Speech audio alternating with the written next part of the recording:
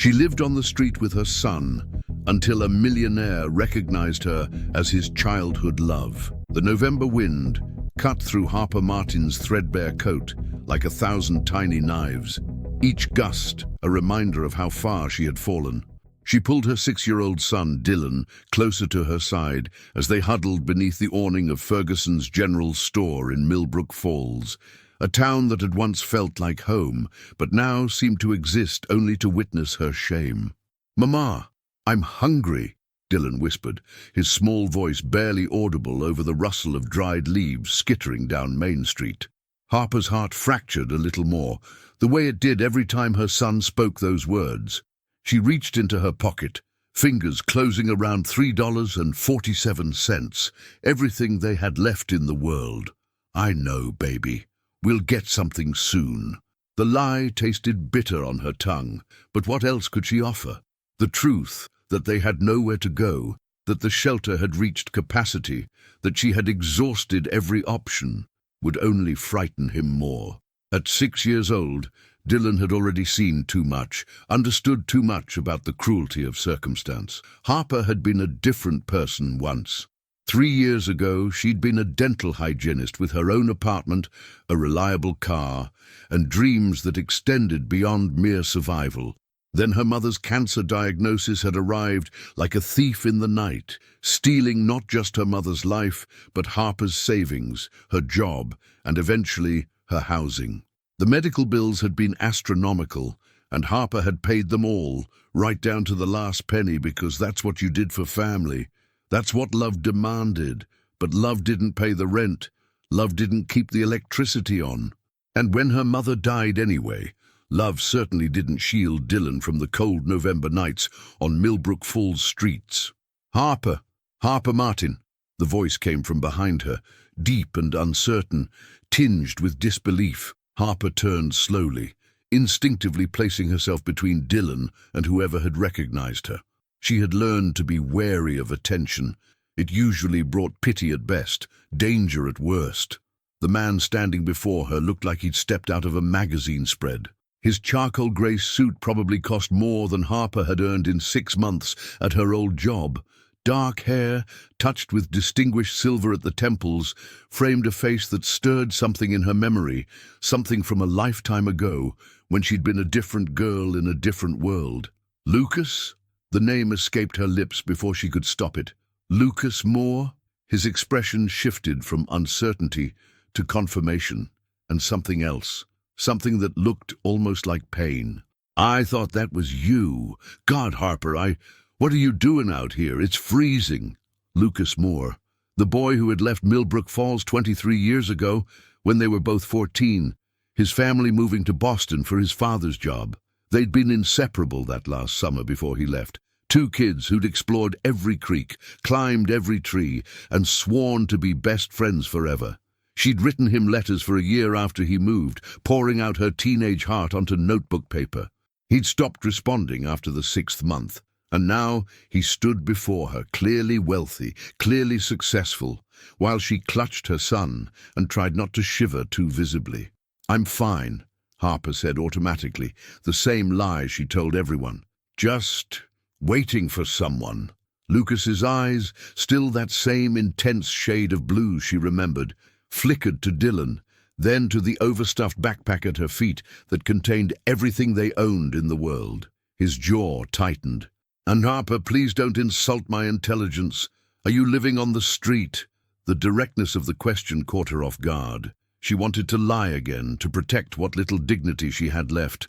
But something in his gaze, concern without pity, recognition without judgment, made her defenses crumble. "It's temporary," she said instead, which was both true and false. Everything was temporary if you looked at it the right way. "We've had some hard times, but we're managing." "Mama, who is this man?" Dylan asked, pressing closer to her leg. "An old friend, sweetheart. Someone I knew when I was your age." Lucas crouched down, bringing himself to Dylan's eye level without getting too close. "Hi there. I'm Lucas.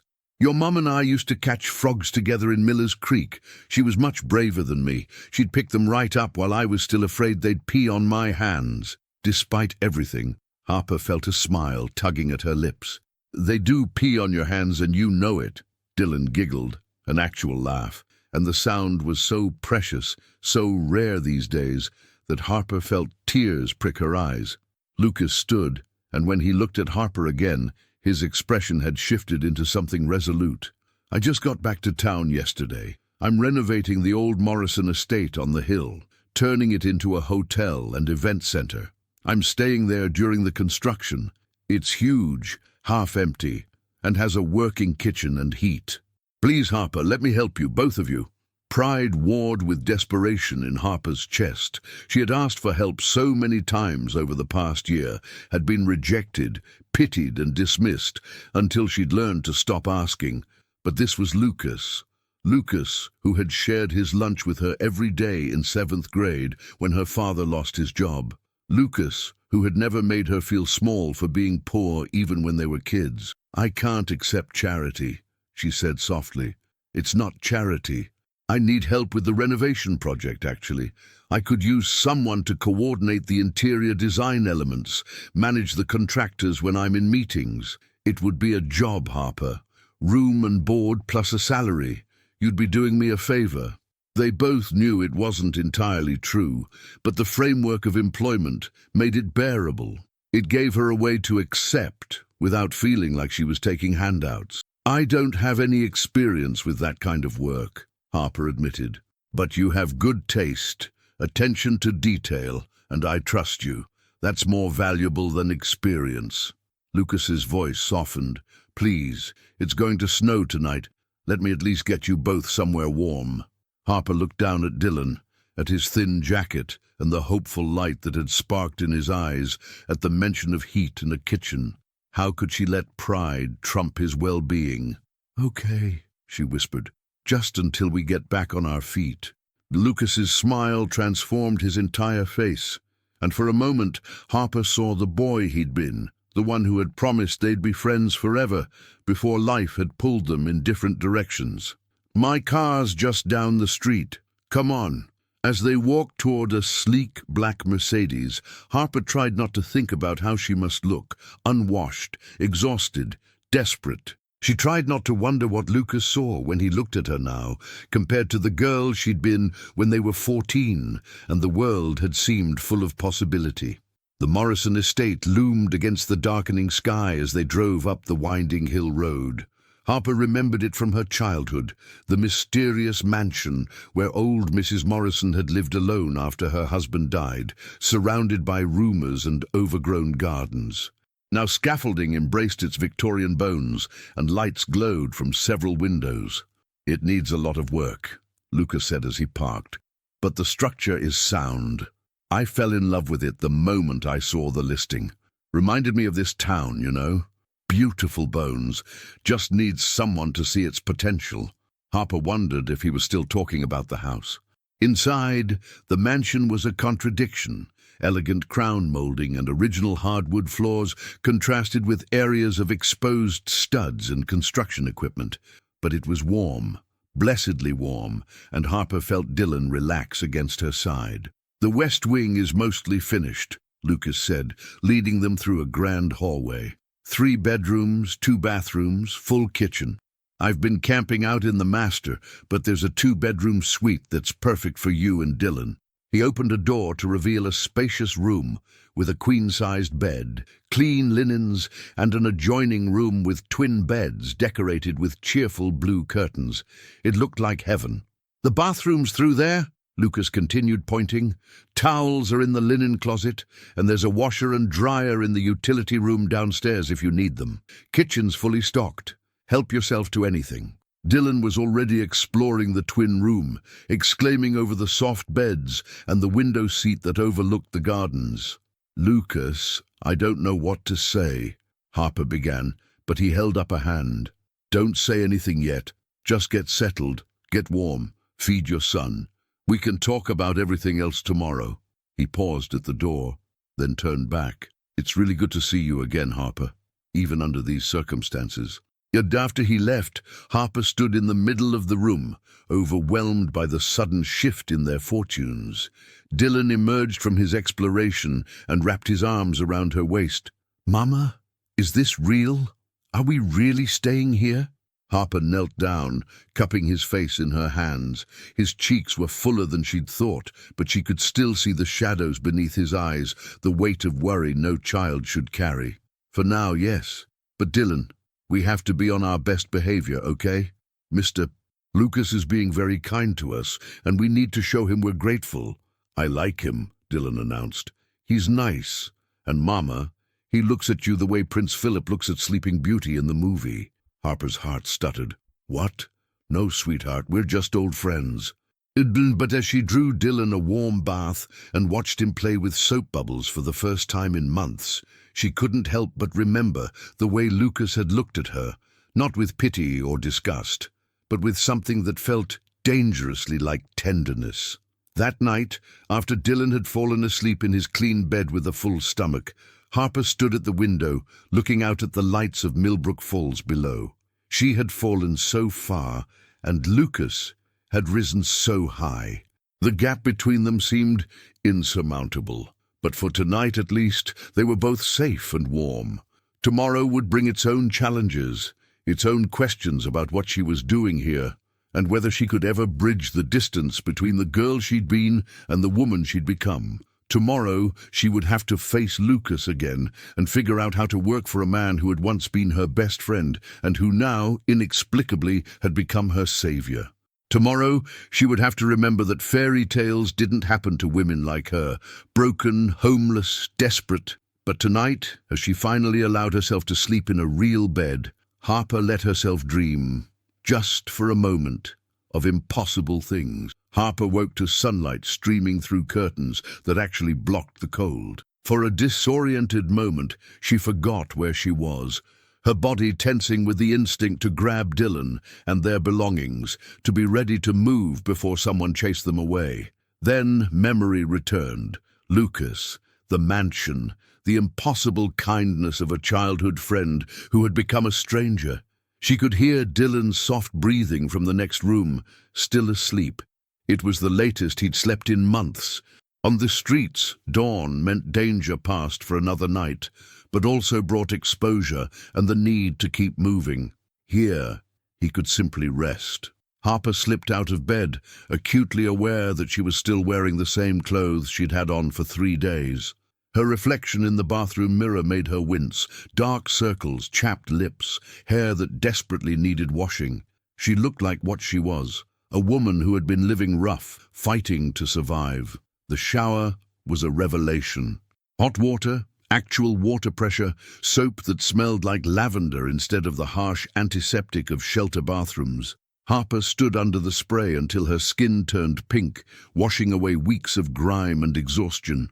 When she emerged, wrapped in a towel that was softer than anything she'd touched in a year, she found clean clothes laid out on the bed, jeans and a sweater in approximately her size, still tagged from what looked like an expensive boutique. A note in Lucas's handwriting read, "Thought you might need these. Take your time this morning. No rush.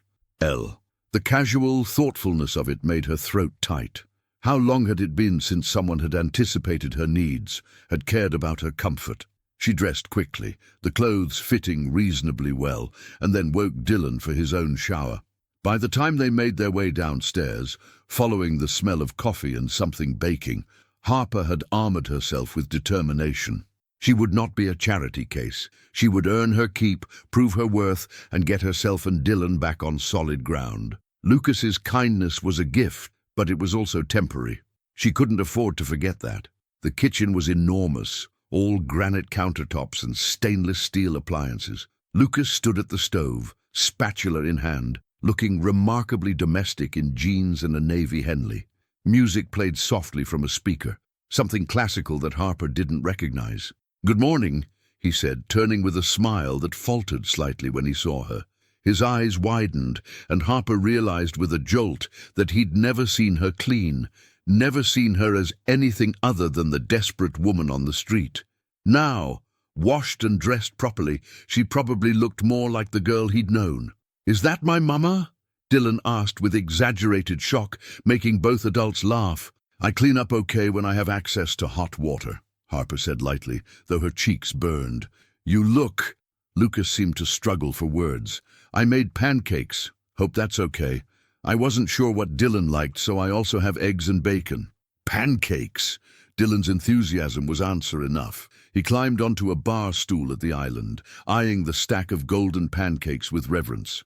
As they ate, Dylan with the single-minded focus of a child who had known real hunger, Harper with more restraint but equal appreciation, Lucas outlined his vision for the Morrison estate. The hotel will have 12 guest rooms, all with ensuite bathrooms. The ballroom will be restored for weddings and events. I want to preserve the Victorian character while making it functional for modern use. He pulled out his laptop, showing them architectural renderings. But I'm struggling with the interior design. The decorator I hired from Boston has never even been to Millbrook Falls. Her ideas feel wrong, too impersonal. I need someone who understands this place. Harper studied the renderings, noting the decorator's choices: sleek, modern furniture that would clash with the ornate moldings, color palettes that felt cold and corporate. She's designing for a city hotel, Harper observed, but this isn't that. People will come here to escape the city, to feel like they've stepped back in time. You need warmth, history, romance. Lucas leaned forward, interested. What would you suggest? Harper hesitated, then let her instincts take over. Keep the bones Victorian, but make it comfortable, not stuffy. Think jewel tones instead of neutrals, deep emeralds, sapphire blues, wine reds. Source vintage furniture from local estate sales and auctions. Mix it with quality reproductions. Each room should tell a story, have its own personality. And the ballroom, it needs crystal chandeliers, yes, but also those Edison bulb string lights for outdoor evening events. Make it magical. She stopped, suddenly aware that both Lucas and Dylan were staring at her. Sorry, I got carried away.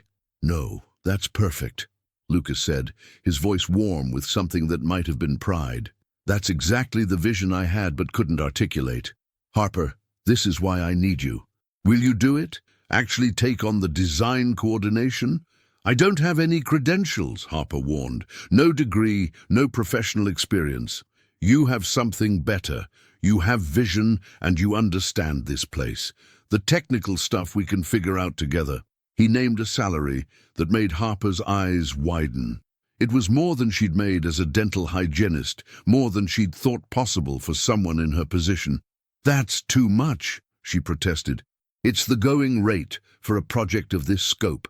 And Harper, there's something else. Lucas's expression grew serious. I need to be honest with you. When I came back to Millbrook Falls, I wasn't just looking for a property investment. I was looking for you. Harper's fork clattered against her plate. Dylan, sensing adult conversation, excused himself to explore the sitting room visible through the doorway. What do you mean? Harper asked, though her heart was already racing with understanding. Lucas ran a hand through his hair, looking suddenly younger, vulnerable.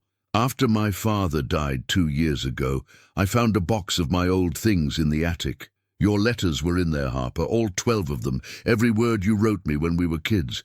I read them again and I realized I never forgot you.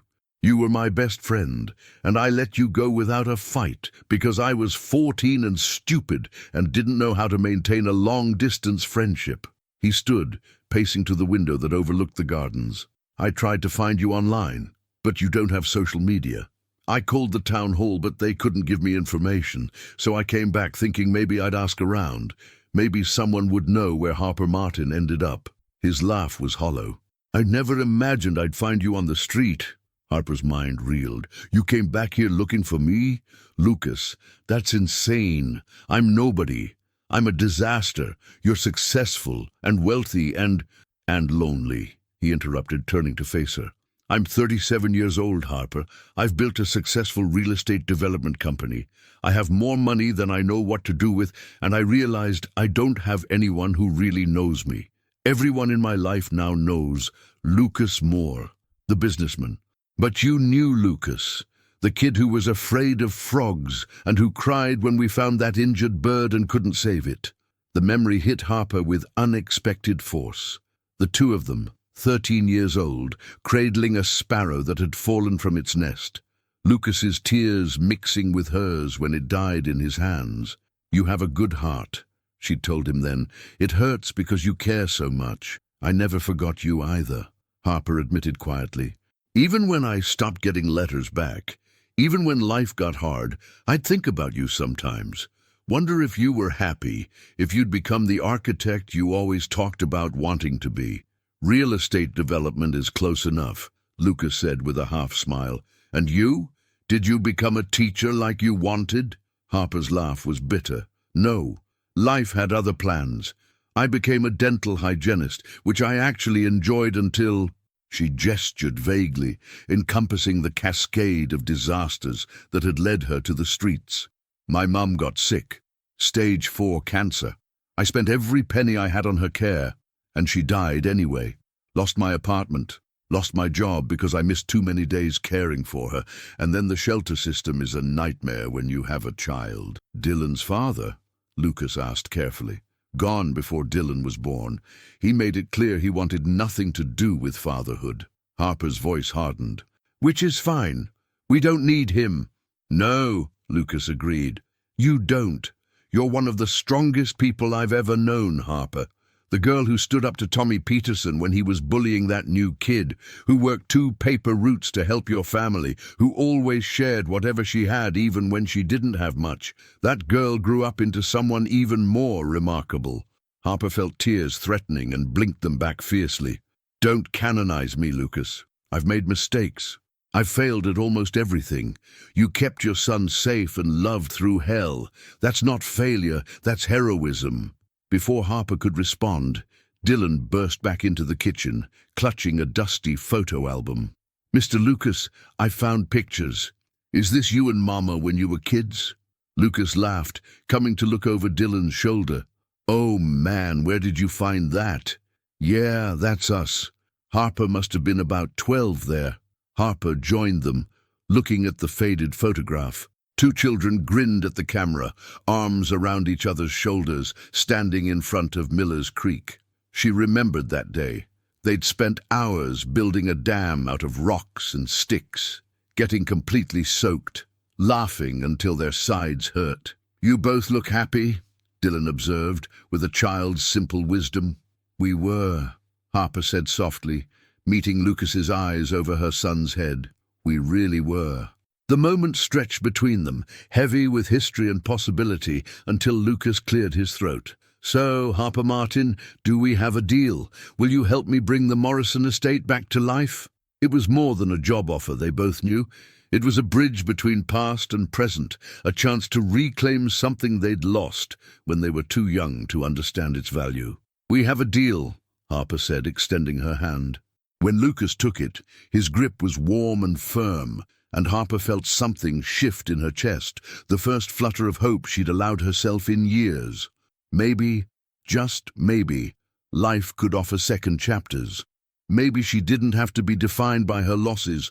Maybe, with Lucas's unexpected return to her life, she could finally find her way back to the person she was meant to be. Dylan, oblivious to the undercurrents of emotion, tugged on Harper's sleeve. "Mama, can I help too? With making the hotel pretty?" Lucas crouched down to Dylan's level. "I think we need a junior design consultant, don't you? What do you think, Harper?" Looking at her son's excited face and Lucas's genuine smile, Harper felt her walls crumbling. She'd spent so long in survival mode, so long protecting herself from disappointment, that she'd forgotten what it felt like to accept kindness without suspicion. "I think that sounds perfect," she said, her voice thick with emotion she no longer tried to hide. And in that sun-filled kitchen, surrounded by the smell of pancakes and the warmth of unexpected reunion, Harper allowed herself to believe, just for a moment, in new beginnings. 3 weeks into her new role, Harper stood in what would become the Morrison Estate's library, surrounded by paint swatches and fabric samples, and realized she was happy. Not just content, not just grateful, actually happy. The feeling was so unfamiliar it almost frightened her. "What do you think?" she asked Dylan, who was sprawled on the floor with colored pencils, drawing his vision for the children's corner she'd suggested adding to the library. "Should we go with the sage green or the deeper forest color?" Dylan held up both swatches to the light streaming through the restored windows. "At 7 now, His birthday had passed quietly during their weeks here, celebrated with a cake Lucas had special ordered and more joy than Harper had thought possible. He'd become her unofficial assistant, offering opinions with endearing seriousness. The dark one, he decided. It'll make people feel like they're in a fairy tale forest. And Mama, we need a reading chair that's big enough for parents to sit with their kids. Harper smiled, adding the note to her growing list. She discovered she had a natural talent for this work, the ability to envision how a space would feel, how people would move through it, what details would make them pause and remember. Lucas had been right to trust her instincts. Lucas. She heard his footsteps in the hallway before he appeared, and her heart did that stupid flutter it had been doing lately whenever he was near. He'd been patient with her, professional, maintaining clear boundaries, even as their old friendship slowly rekindled. But sometimes she'd catch him looking at her with an expression that made her wonder if he felt it too, this pull between them, this sense of unfinished business. "Harper, we have a situation," Lucas said, entering the library with a frown. "The flooring supplier just called. They can't get the reclaimed oak we ordered for another 6 weeks. That puts us behind schedule for the grand opening." Harper's mind immediately started problem-solving, the way it always did now.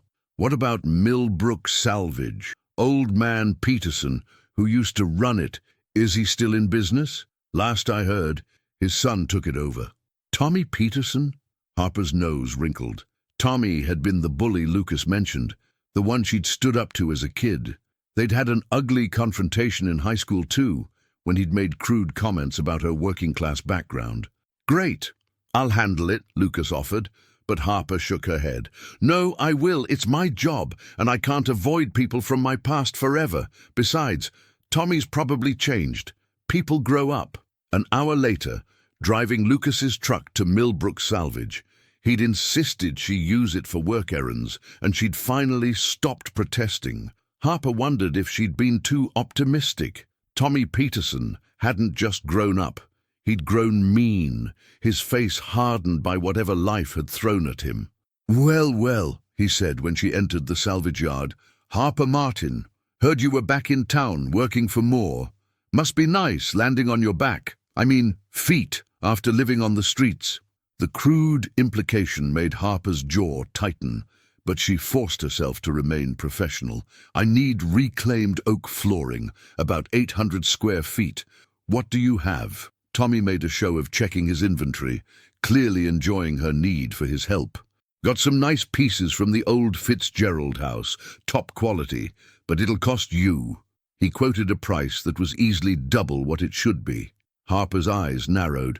"That's highway robbery, and you know it. That's business, sweetheart. Take it or leave it. I'm sure your boyfriend won't mind paying extra." "He's not my boyfriend, and I'm not paying that. I'll find another supplier." "Good luck with that," Tommy called as she turned to leave. "Everyone else is backed up for months. You need me, Harper, whether you want to admit it or not." Harper drove back to the estate fuming, angry at Tommy, but more angry at herself for letting him get under her skin. She'd dealt with worse, so much worse, during her time on the streets. Why did this entitled jerk have the power to make her feel small? Lucas was in the ballroom when she returned, reviewing blueprints with the contractor. He looked up immediately, reading her expression with the ease of someone who was learning her moods again. "What happened?" Harper explained, watching Lucas's expression darken with each word. "I can find another option," she concluded. "Or we can wait for the original supplier. Or I can go have a conversation with Tommy Peterson," Lucas said, his voice dangerously quiet. "No," Harper said firmly. "I don't need you fighting my battles. This isn't about fighting your battles. It's about a vendor trying to take advantage of my project. Is it, or is it about him disrespecting me?" Harper challenged. "Because I can handle disrespect, Lucas. I've been handling it for years. What I can't handle is being treated like I need rescuing." The words hung between them, exposing a nerve neither had wanted to touch. Lucas's expression shifted from anger to something more complex. Hurt mixed with understanding. "Is that what you think I'm doing? Rescuing you? Aren't you? Harper's voice rose despite her intention to stay calm. "You found me on the street, brought me here, gave me a job I'm not qualified for, bought me clothes, gave us a home. What else would you call it?" "I'd call it recognizing someone's worth when they've temporarily forgotten it," Lucas shot back. "I'd call it giving a talented person an opportunity. I'd call it helping an old friend who needed help, the way I'd hope someone would help me if our situations were reversed. But they're not reversed, are they?" Harper felt tears threatening and hated herself for it. "You're the successful one, the one who made something of himself. And I'm the one who failed at everything, who ended up homeless with a child depending on her. There's no equality here, Lucas. Just your charity dressed up as a job." Lucas stared at her, and Harper watched something crack in his carefully maintained composure. "You want to talk about failure, Harper? Let's talk about it. Let's talk about how I built a company worth millions but couldn't maintain a single meaningful relationship. Let's discuss how I've been married and divorced twice, how both women said I was emotionally unavailable, how I chose work over every personal connection I tried to build." He moved closer, his intensity almost overwhelming. "Let's talk about how I came back to Millbrook Falls, not just to find you, but because I realized I'd spent 23 years running from the only place and the only person where I ever felt like I belonged. You think you're the failure? I'm 37 years old, and I'm still chasing a memory of happiness from when I was 14, because nothing I've achieved since then has filled that void." Harper stood frozen, shocked by the raw pain in his voice. She'd been so caught up in her own shame, her own sense of inadequacy, that she'd never considered Lucas might carry his own scars. "I didn't know," she whispered, "about the divorces, about any of it. How could you? I didn't tell you." Lucas's laugh was bitter. "I let you think I had it all figured out, that my life was perfect, because I was too proud to admit the truth. Sound familiar?" It did. It sounded exactly like what Harper had been doing, hiding her pain behind walls of pride and self-sufficiency. "I'm sorry," she said. "I've been unfair to you. You've been nothing but kind, and I've been throwing it back in your face because I'm too scared to accept that someone might actually care about what happens to me." "Someone does care," Lucas said quietly. "I do, more than I probably should." The admission hung in the air between them, dangerous and thrilling. Harper's breath caught as Lucas took another step closer. "Harper, I didn't give you this job because I felt sorry for you. I gave it to you because you're brilliant at it, because you see possibilities where others see problems, because you make this project better just by being part of it." His hand lifted, hesitating, then gently tucked a strand of hair behind her ear. "And yes, because I care about you, because I never stopped caring about you, even when we were apart." "Is that so terrible?" Harper's defenses were crumbling, every wall she'd built to protect her wounded heart developing cracks. "What if I mess it up? What if I fail you the way I've failed at everything else? The only way you could fail me is if you keep pushing me away out of fear." Lucas's thumb brushed across her cheek, and Harper realized she was crying. "I'm not asking for anything you're not ready to give, Harper. I'm just asking you to stop seeing yourself through the lens of your worst moments and start recognizing your own strength." Before Harper could respond, Dylan's voice echoed from the library. "Mama! Mr. Lucas! Come see what I drew!"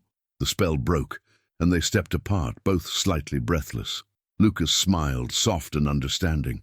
"To be continued." Harper nodded, not trusting her voice. As they walked together toward Dylan's excited calls, she felt something fundamental shifting inside her. Maybe Lucas was right. Maybe she needed to stop defining herself by her failures and start recognizing her resilience. She'd survived losing her mother, losing her home, living on the streets with a child to protect. She'd kept Dylan safe, kept him loved, kept him hopeful, even when she had no hope left for herself. That wasn't failure. That was strength. And maybe, just maybe, she deserved a second chance at happiness. Maybe she deserved Lucas's care, his respect, his affection. Maybe she deserved to let herself feel what was growing between them, this tentative, precious thing that felt like coming home. Dylan's drawing was elaborate, a magical library with a tree growing through the center, its branches holding books instead of leaves. For the children's corner, he explained proudly. So kids will want to climb up and read. It's perfect, Harper said, pulling her son into a hug. Over his head, she met Lucas's eyes and saw in them a reflection of her own cautious hope. They still had obstacles to overcome. Her fear, his own emotional wounds, the vast distance between the lives they'd lived apart. But standing there in the growing library, surrounded by the evidence of transformation and new beginnings, Harper allowed herself to believe they might overcome them together. And that night, after Dylan was asleep, when she found Lucas in the kitchen making tea, she didn't retreat to her room as she usually did. Instead, she accepted the cup he offered and sat beside him, their shoulders almost touching, talking about everything and nothing until the stars wheeled overhead. It wasn't a declaration of love. It wasn't even a first kiss, but it was a beginning, a willingness to be vulnerable, to be seen, to stop running from the possibility of connection. And for Harper Martin, who had learned to expect nothing, it felt like everything. The Morrison estate's transformation was nearly complete. 6 weeks had passed since Harper's confrontation with Lucas in the ballroom, and in that time, something beautiful had bloomed. Not just the hotel, but the relationship between them. They'd grown closer gradually, carefully, like two people learning to trust again after betrayal by life itself. Harper stood in the grand ballroom, now fully restored with its crystal chandeliers catching the afternoon light, and felt pride swell in her chest. She'd done this. With Lucas's support and trust, yes, but she'd made the creative decisions, coordinated the contractors, brought her vision to life. Each room in the hotel told a story now, blended Victorian elegance with modern comfort, exactly as she'd imagined. "Mama, look!" Dylan called from across the room where he was helping Lucas arrange chairs for the upcoming soft opening event. At 7, her son had gained weight, his cheeks fuller, his laughter more frequent. The haunted look that had lived in his eyes during their time on the streets had faded, replaced by the innocent joy of childhood reclaimed. But as Harper walked toward them, smiling at the sight of Lucas ruffling Dylan's hair with casual affection, she felt a shadow of fear. This happiness felt fragile, temporary, like something that could be snatched away at any moment. She'd learned not to trust good fortune. The sound of a car door slamming made them all look toward the windows. Harper's blood ran cold as she recognized the figure striding toward the mansion's entrance, tall, broad-shouldered, with the same swagger she remembered from 8 years ago. "No," she breathed. "No, no, no." Lucas immediately picked up on her panic. "Harper, what's wrong?" "Dylan, go to your room," Harper said, her voice sharp with urgency. "Now, please." Dylan's face crumpled with confusion, but something in her tone made him obey. As soon as he disappeared up the stairs, Harper turned to Lucas, her hands shaking. "That's Brandon, Dylan's father." Lucas's expression hardened instantly.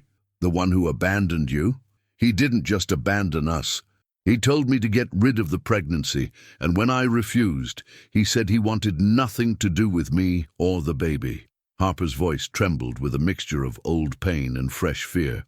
"Lucas, he signed away his parental rights. He has no legal claim to Dylan. Why would he be here now?" The doorbell rang, imperious and demanding.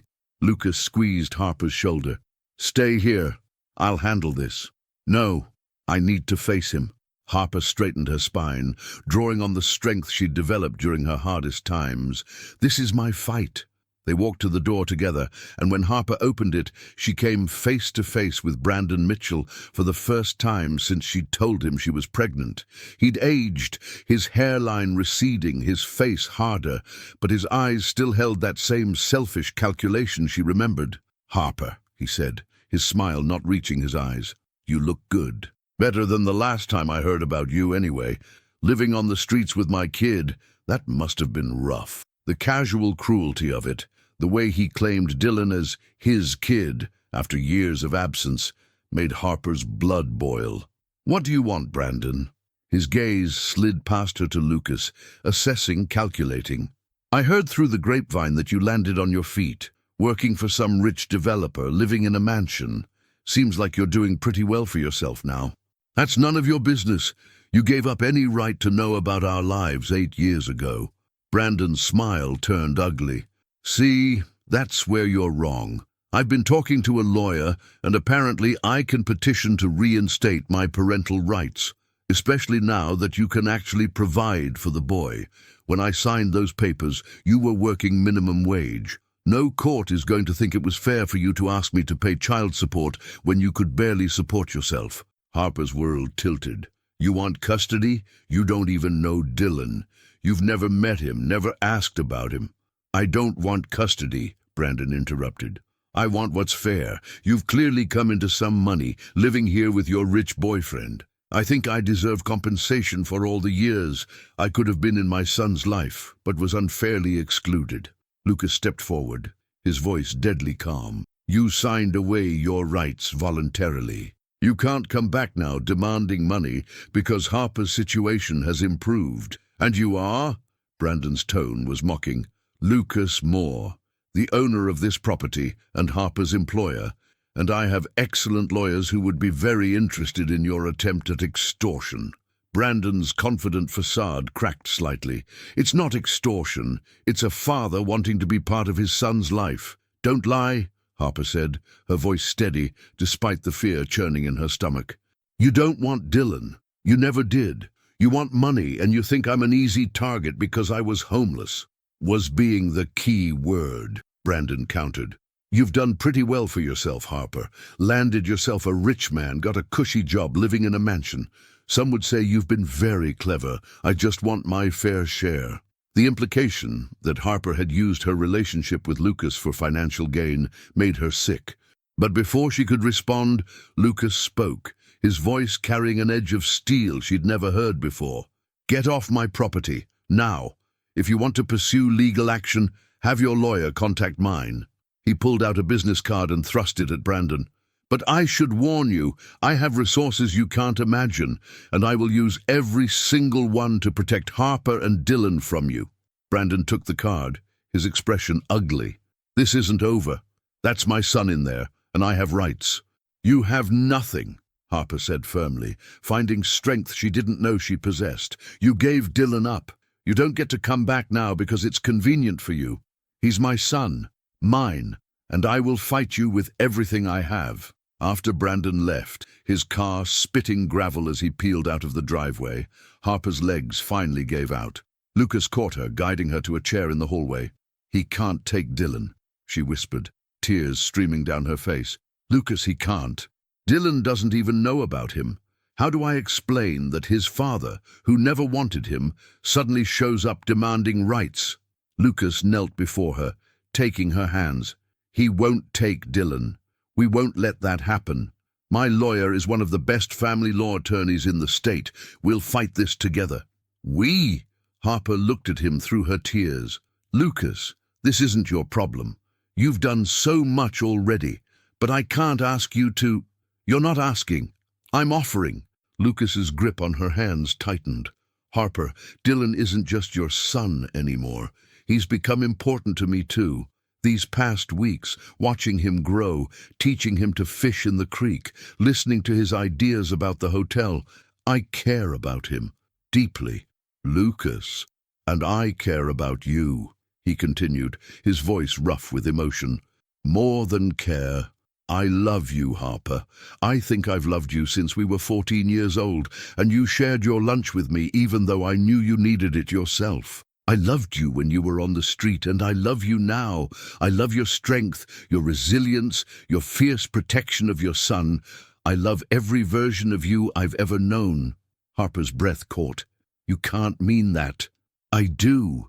And I know this isn't the romantic moment I'd planned. I was going to tell you at the opening, after we'd celebrated everything you've accomplished. But you need to hear it now. You need to know that you're not alone anymore. That whatever comes, we face it together. I don't deserve you, Harper whispered. Yes, you do.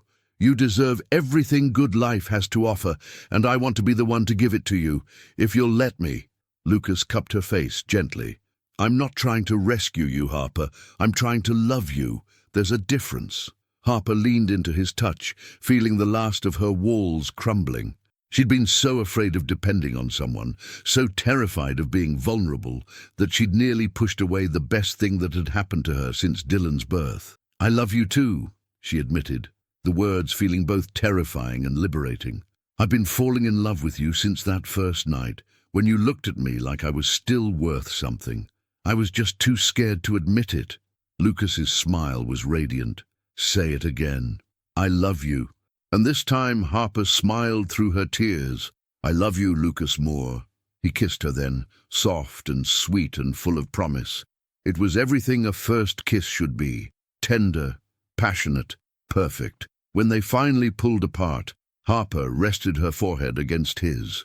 What if Brandon's lawyer is right? What if he can petition for rights? Then we fight. And Harper, I want you to know, whatever happens, Dylan will always have a home here. You both will. Not because you work for me, but because this is where you belong, with me. A small voice from the stairway made them both turn. Dylan stood there, his face uncertain. Is that man really my father? Harper's heart broke at the confusion in her son's eyes. She held out her arms, and Dylan ran to her, burying his face in her shoulder. "Yes," she said honestly, stroking his hair, "but he's never been your daddy. He left before you were born, and that was his choice. You don't owe him anything, Dylan." "I don't want him," Dylan said, his voice muffled. "I want to stay here with you and Mr. Lucas." Lucas moved closer, his hand gentle on Dylan's back. "You're not going anywhere, buddy. Your mom and I won't let that happen." Dylan pulled back slightly, looking between them with a child's intuition. "Are you and Mama together now, like boyfriend and girlfriend?" Harper and Lucas exchanged glances, and despite everything, they both smiled. "Yeah," Lucas said. "If that's okay with you." Dylan considered this seriously, then nodded. "It's okay. You make Mama happy. I can tell because she smiles more now. Real smiles, not the pretend ones she used to do when we were living outside." The simple observation reminded Harper of how much her son had endured, how much he'd observed during their darkest times. She pulled him close again, overwhelmed by love and gratitude and fear, all tangled together. "We're going to be okay," she whispered, more to herself than anyone else. "Whatever comes, we're going to be okay." And looking at Lucas, seeing the determination in his eyes, the love written plainly on his face, Harper almost believed it. But that night, as she lay in bed, unable to sleep, the fear crept back in. Brandon had found them once. He knew where they were, knew about Lucas and the money and everything they'd built. What if he could take Dylan away? What if the courts decided that a father, even an absent one, had more right than a mother who'd been homeless? The what-ifs spiraled until Harper couldn't breathe. She got up, intending to check on Dylan, and nearly collided with Lucas in the hallway. "Couldn't sleep either?" he asked softly. Harper shook her head, and without a word, Lucas pulled her into his arms. They stood there in the darkened hallway, holding each other, drawing strength from their connection. "We'll protect him," Lucas murmured into her hair. "I promise you, Harper. Brandon won't take Dylan from us." "From us," Harper repeated, and despite her fear, the words gave her comfort. She wasn't alone anymore. Whatever battle lay ahead, she would face it with Lucas by her side. And that, she realized, made all the difference. The Morrison Estate Hotel opened to acclaim on a crisp October morning, exactly 1 year after Lucas had found Harper on Main Street. The town of Millbrook Falls turned out in force, marveling at the transformation of the old mansion into something that honored its past while embracing its future. But Harper barely noticed the guests admiring her design work, the reporters photographing the ballroom, or the mayor giving a speech about community revitalization. Her attention was fixed on the courthouse across town, where Lucas and his lawyer were battling Brandon's petition for parental rights. "Mama, you're squeezing my hand too tight," Dylan said gently, and Harper forced herself to relax her grip. "Sorry, sweetheart, I'm just nervous." "Mr. Lucas will fix it," Dylan said, with the absolute confidence of a child who'd learned to trust. "He always fixes things, if only it were that simple." The past month had been a nightmare of legal proceedings. of Brandon's lawyer painting Harper as an unfit mother who'd exposed Dylan to homelessness, of having to relive her worst moments in sterile courtrooms.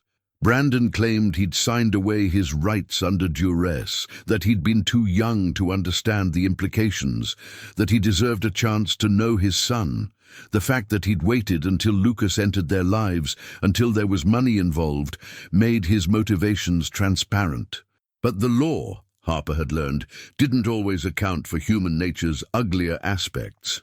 Sarah Chen, one of the hotel's first guests and a successful blogger, approached with a warm smile. "Harper, this place is absolutely magical. You should be so proud." "Thank you," Harper managed, trying to focus on the present, on this achievement that represented everything she'd overcome. "I mean it. The way you've created distinct personalities for each room while maintaining a cohesive aesthetic, it's masterful. Have you considered doing this professionally? I know several hotels that could use someone with your vision." The compliment would have meant everything to Harper once. Now, all she could think about was whether she'd be designing hotel rooms or fighting to keep her son. Her phone buzzed with a text from Lucas. "Closing arguments done. Judges deliberating. Should know soon." Harper's stomach twisted. "Excuse me," she murmured to Sarah, then turned to her assistant manager, Michelle, whom she'd hired 2 weeks ago. "Can you handle things here? I need to—" "Go!" Michelle said immediately.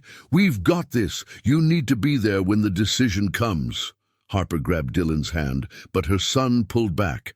"Mama, I want to stay here, please. Michelle said I could help check guests in, and I promise I'll be good." Looking at his hopeful face, Harper realized Dylan was scared too, and this was his way of coping, by staying busy, by pretending everything was normal. She knelt down, cupping his face. "Okay, baby. But if anything changes, Michelle will bring you to me immediately, okay?" "Okay, Mama." Dylan hugged her fiercely. "Tell Mr. Lucas I love him." The simple statement nearly broke Harper's composure. Dylan had started calling Lucas Dad privately, though he hadn't said it aloud to Lucas yet. The thought of Brandon, who'd contributed nothing but genetic material, destroying this relationship, made her furious and terrified in equal measure. The courthouse was a 20-minute drive, but Harper barely remembered making it. She found Lucas in the hallway outside the courtroom, his face drawn with tension. When he saw her, relief flooded his features. "Harper." He pulled her into his arms, and she clung to him, drawing strength from his solid presence. "The judge is reviewing the case files. Martha thinks we have a strong position, but nothing's certain," Harper finished. She'd learned that lesson well. Nothing was ever certain. Martha Rodriguez, Lucas's formidable lawyer, emerged from the courtroom. "They're ready. The judge wants all parties present for the ruling." Harper's legs felt weak as they entered the courtroom. Brandon sat at the opposite table with his lawyer, looking confident. He'd cleaned himself up for court, wearing a suit, playing the part of a reformed father seeking redemption. Judge Patricia Morrison, no relation to the original Morrison family, but a Millbrook Falls fixture for 30 years, studied them all with sharp eyes. Harper had heard she was fair but tough, that she cared more about children's welfare than parents' feelings. "I've reviewed all the evidence and testimony presented in this case," Judge Morrison began, her voice carrying through the silent courtroom. "Mr. Mitchell, you argue that you signed away your parental rights at age 23 under emotional duress, that you were too young to understand the permanence of that decision." Brandon nodded, looking appropriately remorseful. Harper wanted to scream. "However," the judge continued, "the evidence shows that you were legally an adult, that you were clearly informed of the implications, and that you actively chose not to be involved in your son's life for 7 years. During that time, you made no attempts to contact Ms. Martin, no inquiries about your son's welfare, no contributions to his care." Brandon's lawyer started to object, but Judge Morrison held up a hand. "Furthermore, your petition was filed only after learning that Ms. Martin's financial situation had improved, specifically that she was employed by and involved with Mr. Moore. This court finds that your sudden interest in parental rights is motivated not by concern for your son's well-being, but by financial opportunism. Hope flared in Harper's chest, but she didn't dare believe yet. Mr. Mitchell, you claim you want to be a father to Dylan. Yet in all your testimony, you've never once asked about his interests, his personality, his needs. You don't know his favorite color, his best friend's name, or what makes him laugh. You know nothing about the child you claim to love because you've never bothered to learn. Judge Morrison's gaze shifted to Harper, and her expression softened. Ms. Martin, you've had a difficult journey. The court acknowledges that you experienced homelessness while caring for your son, a situation that arose from medical debt incurred caring for your terminally ill mother, not from neglect or poor choices. Harper felt tears burning in her eyes as the judge continued. The evidence shows that even during your most challenging times, you prioritized Dylan's safety, education, and emotional well-being. You kept him enrolled in school, ensured he had regular meals even when you went hungry, and maintained his innocence and hope despite your circumstances. That is not the action of an unfit mother. That is the action of a hero. Brandon's face reddened with anger, but the judge wasn't finished. Mr. Mitchell's petition to reinstate parental rights is denied. The original termination stands. Furthermore, this court issues a restraining order prohibiting Mr. Mitchell from contacting Ms. Martin or Dylan unless Dylan, upon reaching age 18, chooses to initiate contact himself. The gavel came down with a decisive crack, and Harper's legs finally gave out. Lucas caught her, and she buried her face in his chest, sobbing with relief so intense it was almost painful. "It's over," Lucas murmured, stroking her hair. "Harper, it's over. He can't touch you, can't touch Dylan. You're safe." Martha approached with a satisfied smile. "Congratulations." Judge Morrison doesn't mince words when she sees through someone's nonsense. "Mr. Mitchell won't appeal. He'd just embarrass himself further."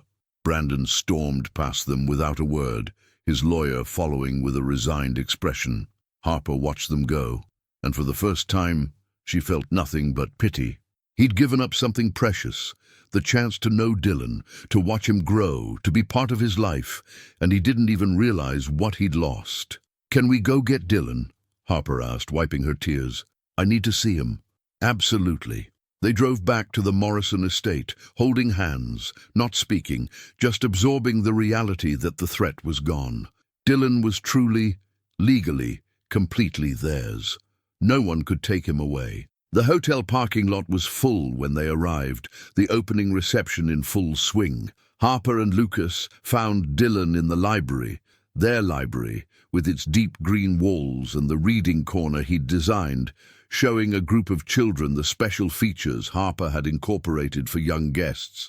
"Mama! Mr. Lucas!" Dylan's face lit up when he saw them, and he ran over, launching himself at Lucas, who caught him easily. "Did the judge decide? Can I stay with you?" "Forever," Lucas said firmly, his voice thick with emotion. "You're ours, Dylan, legally, officially, permanently ours." Dylan whooped with joy, and then, with the fearless honesty of childhood, said the words he'd been holding back. "Does that mean I can call you Dad now? Because I've been wanting to, but I wasn't sure if I was allowed." Lucas's eyes filled with tears.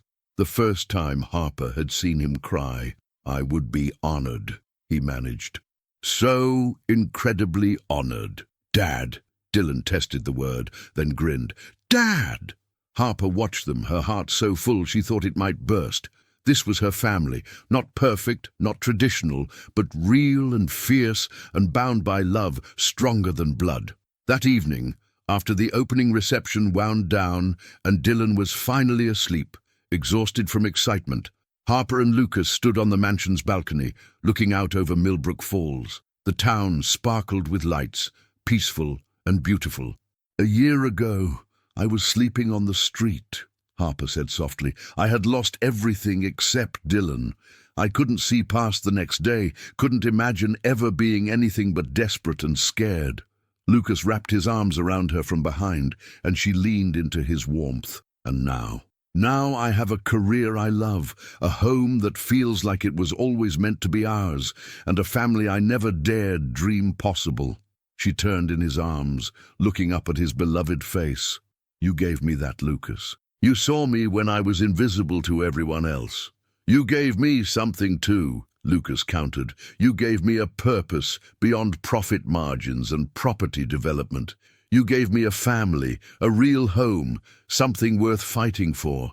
Harper, I've been waiting for the right moment, and I think tonight, after we've overcome everything, after we've proven that our love is strong enough to weather any storm, is perfect."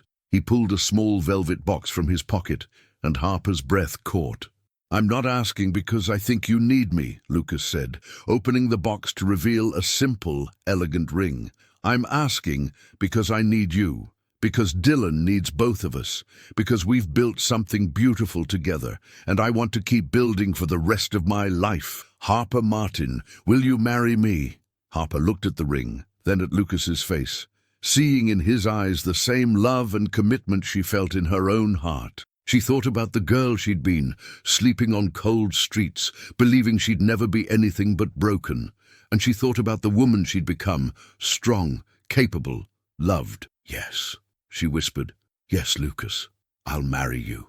As he slipped the ring onto her finger and kissed her with a passion that promised forever, Harper finally understood what she'd learned through all her trials.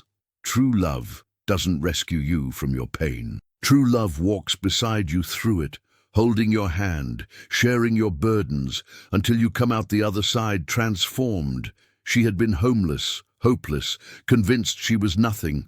But Lucas had seen her worth when she couldn't see it herself. And in seeing it, in reflecting it back to her, he'd helped her reclaim it. She hadn't needed saving. She'd needed someone to believe in her until she could believe in herself again. "I love you," she said against his lips. "I love you too," Lucas replied. "Both of you, my family." Inside, Dylan slept peacefully, safe and secure in the knowledge that he was loved. Tomorrow they would tell him about the engagement, and Harper knew he would be overjoyed. They would plan a small wedding, here at the Morrison estate, surrounded by the community that had witnessed their transformation. But tonight, Harper simply stood in Lucas's arms and marveled at the journey that had brought them here. From childhood friendship to heartbreaking separation, from poverty and homelessness to success and love, their path hadn't been easy, but it had been theirs. And standing in the home they'd created together, Harper realized that home had never been about walls and roofs. Home was wherever love lived, wherever people chose each other day after day, through triumph and trial alike. She was finally, truly, blessedly home. The end. In the years that followed, the Morrison estate became one of the most sought-after venues in New England.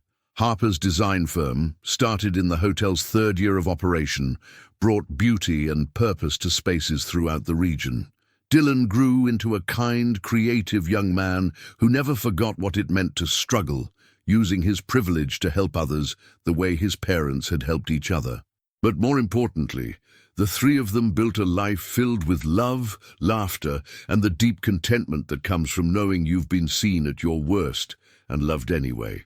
They never forgot where they'd started, and they never took for granted the miracle of finding each other again. Because sometimes the love we need most is the one we knew first, the one that sees us truly, completely, and chooses us not despite our scars, but because of everything those scars represent: survival, strength, and the courage to love again.